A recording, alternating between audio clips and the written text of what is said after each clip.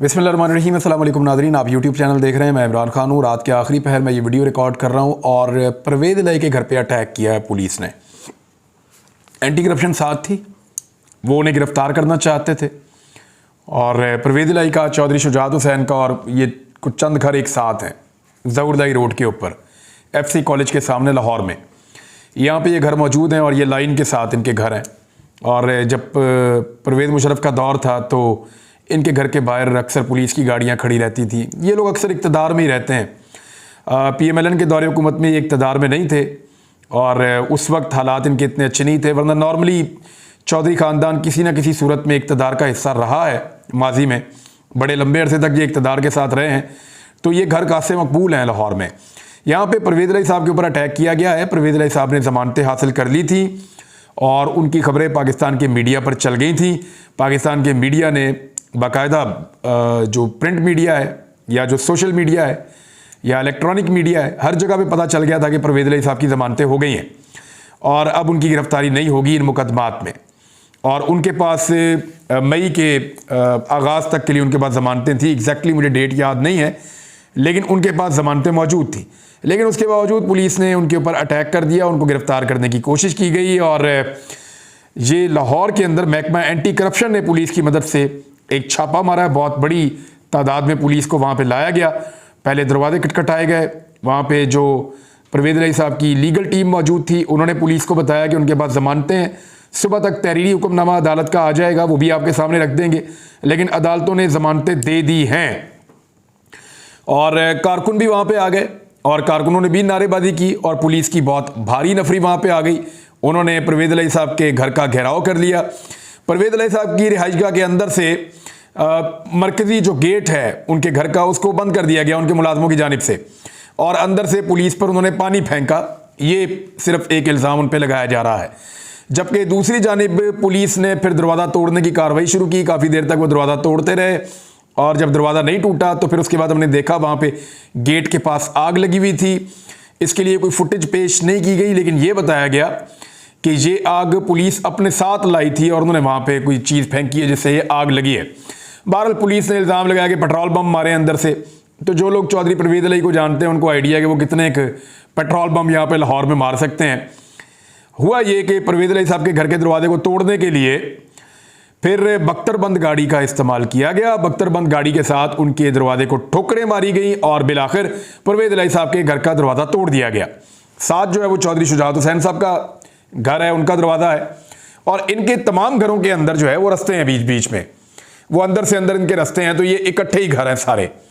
तो परवेज़ इलाही साहब के घर के अंदर पुलिस दाखिल हो गई। वहाँ पे खवातीन मौजूद थी, घर के अंदर मुलाजमीन मौजूद थे। 11 लोगों को गिरफ्तार किया, खातून समेत।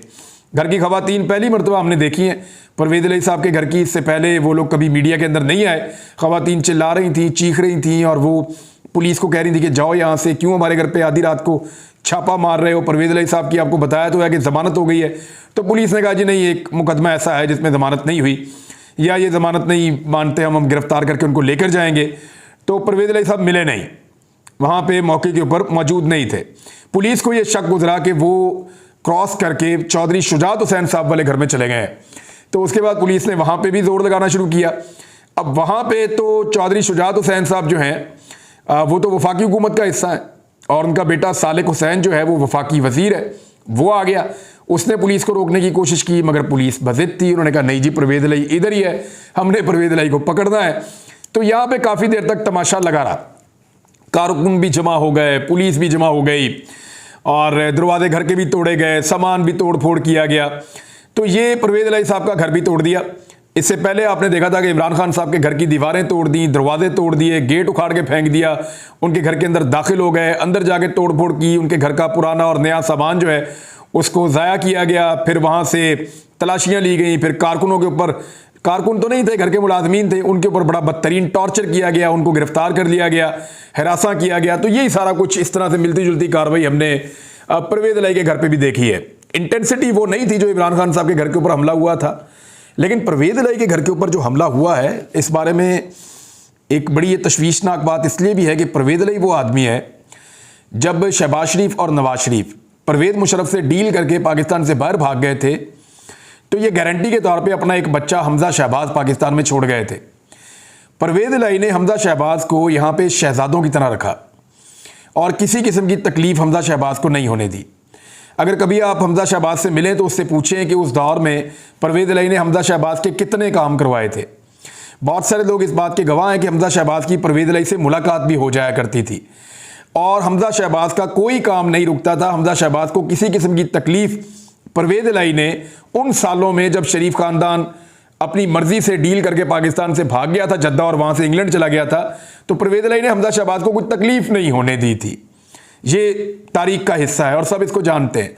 अभी हाल ही में जब शहबाज शरीफ और हमजा शहबाज गिरफ्तार हुए तो हमजा शहबाज के पास एक टाइटल था कि वो अपोजिशन लीडर थे पंजाब में, और परवेज़ इलाही साहब ने स्पीकर के तौर पे हमजा शहबाज साहब को बहुत फैसिलिटेट किया, बहुत ज़्यादा। यानी स्पीकर के बाद ये इख्तियार होता है कि वो आपको ऑर्डर जारी करके बुलवा लेता है जेल से, या ऑर्डर जारी करके बुलवा लेता है नैब से, हिरासत में से। तो वो परवेज़ इलाही साहब ने बड़ी मदद की हमजा शहबाज की, जिसके लिए परवेज़ इलाही साहब का ये लोग बार बार शुक्रिया भी अदा करते रहे। तो जितना अरसा शरीफ ख़ानदान जिला वतन रहा, परवेज़ इलाही ने इनके घरों पे हमला नहीं किया, इनके दरवाजे नहीं तोड़े, इनकी इमलाक को नुकसान नहीं पहुंचाया, इनकी चीज़ें इनसे छीनी नहीं, बल्कि जब ये पाकिस्तान वापस आए तो परवेज़ इलाही वज़ीर आला थे, उन्होंने इनकी प्रॉपर्टीज़ इनको वापस की। और जब शरीफ ख़ानदान के वालिद का इंतकाल हुआ, मियाँ शरीफ का, तो परवेज़ इलाही साहब ने बहुत फैसिलिटेट किया था बतौर वज़ीर आला पंजाब उस वक्त, जब यहाँ पे तदफीन होना थी, जब यहाँ पे सारे इंतज़ामात होना थे, तो हर किस्म की फैसिलिटेशन परवेज़ इलाही साहब ने दी थी। अच्छा, परवेज़ इलाही के बारे में, उनके करप्शन के मामलात के बारे में, उनके केसेस के बारे में, उनके हुक्मरानी के तरीक़ाकार के बारे में आप 100 इख्तिलाफ़ात करें, लेकिन आप ये नहीं कह सकते कि वो रवादारी उनके अंदर नहीं है, या आप ये नहीं कह सकते कि वो लोगों का ख्याल नहीं रखते। तो उन्होंने हमेशा बहुत ख्याल रखा है, लेकिन आज उसी परवेज़ इलाही के साथ ठीक ठाक बदतमीज़ी हुई है और बहुत बुरी सूरत हाल पैदा की गई। उनके घर का चादर और चारदीवारी का तकद्दुस पामाल किया गया। चौधरी शुजात हुसैन साहब को आज सोचना पड़ेगा और उनको इस बात का ज़रूर अफसोस होना चाहिए कि उन्होंने किस हुकूमत का साथ दिया। सिर्फ अपने बच्चों के सियासी मुस्तकबिल के लिए वो एक ऐसी हुकूमत के साथ खड़े हो गए जिन्होंने उनके अपने घर की चादर और चारदीवारी का तकद्दुस पामाल किया और उनकी ख़वातीन के साथ भी बदतमीज़ी की, घर का दरवाज़ा तोड़ा, घर के अंदर आकर तोड़ फोड़ की। और चौधरी फैमिली के साथ कभी भी ऐसा नहीं हुआ। लेकिन क्योंकि मोहसिन नकवी जो है वो वज़ीर आला पंजाब हैं, उनकी एक परवेज़ इलाही साहब के साथ दुश्मनी भी है, और दूसरी जानिब एक मुज़ाकरात चल रहे हैं पाकिस्तान तहरीक इंसाफ के और PDM की हुकूमत के। ये जो मुज़ाकरात चल रहे हैं, ये अगर कामयाब होते हैं तो इनके अंदर से इलेक्शन निकलेगा। अगर ये नाकाम होते हैं तो इसका मुद्दा फिर किस पे डालना है? क्या इसका मुद्दा इमरान खान पे डालना है या ये मुद्दा PDM के ऊपर डलेगा? अगर तो इमरान खान साहब इनका बाइकआउट कर देंगे या कोई ऐसी हरकत करेंगे तो मुद्दा उन पे पड़ जाएगा और अदालत के अंदर जाके हुकूमत ये कहेगी ये PTI मानती नहीं है मुज़ाकरात के अंदर, ये पीपल्स पार्टी का कसूर है, वो बाइकआउट करके चले गए। तो वो गुस्सा दिलाने की एक कोशिश भी हो सकती है, क्योंकि अब मंगल का टाइम है और मंगल तक बहुत सारी चीज़ें करनी है। PDM के अंदर बहुत सारे लोग हैं जो मुज़ाकरात नहीं चाहते, जिनमें फजलुर रहमान है, जिनके अंदर नवाज शरीफ हैं, जिनके अंदर मोहसिन नकवी है, क्योंकि मुज़ाकरात होंगे तो इलेक्शन आएगा, इलेक्शन आएगा तो मोहसिन नकवी की हुकूमत ख़त्म हो जाएगी। तो ये वो लोग हैं जो नहीं चाहते कि मुज़ाकरात कामयाब हों। मुज़ाकरात को नाकाम करने के लिए इस किस्म की कार्रवाइयाँ की जा सकती हैं। इमरान खान साहब ने इस पर एक स्टेटमेंट दिया, पहले मैं आपको वो पढ़ के सुना देता हूँ। इमरान खान साहब ने कहा कि घर में मौजूद ख़वातीन और अहले खाना की इज़्ज़त व एहतराम से मुकम्मल बेनियाज होकर परवेज़ इलाही के घर पर छापे मारे गए। गैर कानूनी छापे की शदीद मजम्मत करता हूँ। हम अपनी निगाहों के सामने पाकिस्तान में जमहूरियत को रेज़ा रेज़ा होते देख रहे हैं।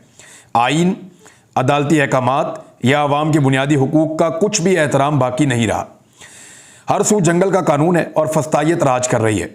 ये सब हमारे हौसलों को तोड़ने, तहरीके इंसाफ को कुचलने के लिए तैयार किए गए लंदन प्लान का हिस्सा है।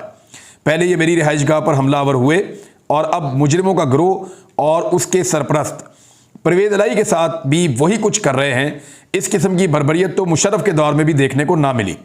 क्या रियासत ने लुटेरों और मनी लॉन्ड्रिंग करने वाले शरीफों और जरदारियों के घरों में भी कभी यूं घुसने की हिम्मत और जसारत की? बस अब बहुत हो चुका। कल मैं अपनी कौम को लाएअमल दूंगा कि अपने दस्तूर, अपनी जमहूरियत पर मुसल्लत करदा इस तबाही के खिलाफ कैसे खड़ा होना है। ये इमरान खान साहब की एक अग्रेशन है और वो ये कह रहे हैं कि वो एक नया लाएअमल देंगे। लेकिन मेरे ख्याल में अगर पाकिस्तान तहरीक इंसाफ मुज़ाकरात से पीछे हट जाती है तो PDM के लिए बड़ी आसानी होगी। वो जाएंगे और जाकर अदालत में कहेंगे कि जी पीटीआई मुज़ाकरात से भाग गई, हम क्या करें, हम तो आपकी बात मान रहे थे। लेकिन अगर पाकिस्तान तहरीक-ए-इंसाफ मुज़ाकरात को भी साथ जारी रखती है और साथ में इन चीज़ों को एक्सपोज भी करती है, तो ऐसी सूरत में पीडीएम के पास मुज़ाकरात से या तो उनको भागना पड़ेगा। देखें, नवाज शरीफ का बयान ले लें आप, जावेद लतीफ़ का बयान ले लें आप, बहुत सारे और लोग हैं उनके बयान आप ले लें, ख़ास तौर पे आप बयान ले लें एक जो ख्वाजा आसिफ साहब का कल बयान आया, तो वो तो चाह रहे हैं कि मुज़ाकरात ना हो और इसका नतीजा ना निकले। मुज़ाकरात का नतीजा निकले या ना निकले, इसका जो मुद्दा पड़ना चाहिए ना, वो पाकिस्तान तहरीक-ए-इंसाफ को चाहिए कि वो अपने ऊपर ना ले और पीडीएम कोशिश करेगी कि वो अपने ऊपर ना ले, तो दोनों की ये कोशिश होगी। तो अदालत के अंदर कौन जाके सुरखरू होगा और कौन जाकर ये कहेगा कि इनकी तो नीयत ही नहीं थी, तो ये अब एक चीज़ मैटर करती है थोड़ा सा। लेकिन मुज़ाकरात के हवाले से उन्होंने एक बड़ा क्लियर स्टेटमेंट भी दिया हुआ है। इमरान खान साहब ने कहा कि अगर हुकूमत फौरी असम्बली तोड़कर इलेक्शन करवाना चाहती है तो ही बात करें, ये इमरान खान साहब ने कहा है। तो इस क्लियर स्टेटमेंट के अंदर इमरान खान साहब ने मजीद कहा है कि नवाज और शहबाज 35 साल से मुसल्लत हैं, ज़ाती मफाद के लिए इलेक्शन नहीं होने दे रहे, और ये जो हुकूमत चाहती है कि बजट के बाद वो असम्बलियों को तहलील करे और फिर इलेक्शन को आगे लेकर चले जाएं, तो उस पर भी इमरान खान साहब का मौक़िफ़ आया कि अब ये कह रहे हैं कि बजट से पहले असम्बली तहलील नहीं कर सकते। मैं पूछता हूँ कि बजट में क्या करना है। ये चाहते हैं पहले लंदन प्लान पर अमल दरामद हो जाए। उन्होंने कहा कल हमारे लिए अहम दिन है, मुज़ाकरात का पता चल जाएगा, कल कारकुनों से लंबी बात करूँगा, मुज़ाकरात के बाद आइंदा का लाएअमल दूंगा। इमरान खान साहब ने कहा कि नवाज शरीफ, शहबाज शरीफ पंजाब में 35 साल मुसल्लत रहे हैं। साबिक आईजी की रिपोर्ट के मुताबिक शरीफ बरादरान ने मुजरिमों को पुलिस में भर्ती किया। तजवीज़ है कि नवाज शरीफ को वापस बुला लें और हम दोनों का नाम ECL पर डाल दें, ये भी इमरान खान साहब ने कहा। उन्होंने कहा कि उन्होंने भागने की कोशिश करनी है, इलेक्शन तक किसी को बाहर ना जाने दिया जाए।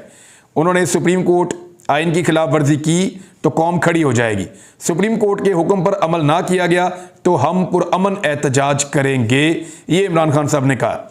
इमरान खान साहब ने कहा मुझे कत्ल कराने की कोशिश की गई, 7 से 8 लोग मुलव्विस हैं, ये वो लोग हैं, इन्हें मुल्क में महंगाई से कोई फ़र्क नहीं पड़ता।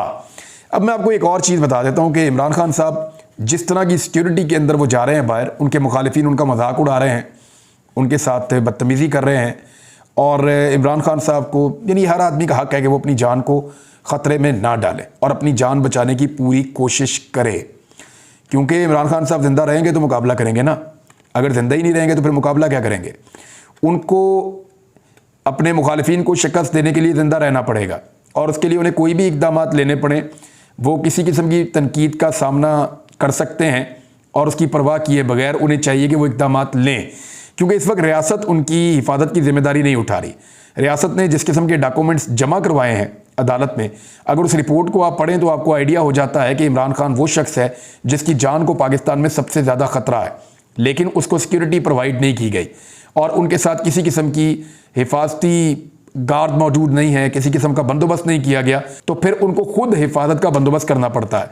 एक तरफ कहा जा रहा है कि इमरान खान को दुश्मन मुल्क की एजेंसियां निशाना बना सकती हैं, कभी कहा जाता है कि मजहबी जनूनी मार सकता है, और इमरान खान साहब का यह मानना है कि उनको सिस्टम के अंदर से मारने की कोशिश की जाती है, और अब भी अगर कोशिश की गई तो सिस्टम के अंदर से उनको मारने की कोशिश की जाएगी। 3 लोगों के नाम वो पहले बता चुके हैं, 3 लोगों के बारे में वो वीडियो रिकॉर्ड करवा चुके हैं।